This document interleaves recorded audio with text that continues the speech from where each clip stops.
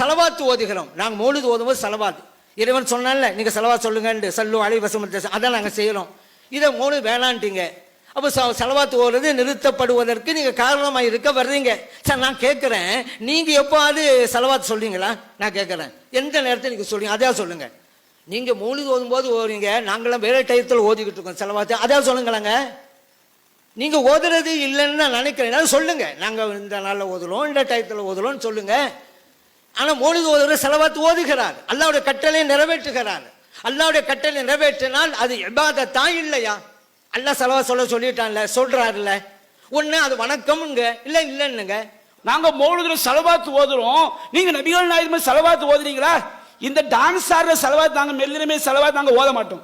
எங்கள் நபி எப்படி சொன்னார்களோ, வெள்ளிக்கிழமை நபியின் மீது சலவாத்து ஓதுங்கள் என்றார்கள், அந்த சலவாத்தை நாங்கள் அதிகம் சொல்வோம். பாங்கு சொன்னவுடன் சலவாத்து ஓதுங்கள் என்றார்கள், அந்த சலவாத்தை எங்கள் நபி சொன்னபடி நாங்கள் செய்வோம்.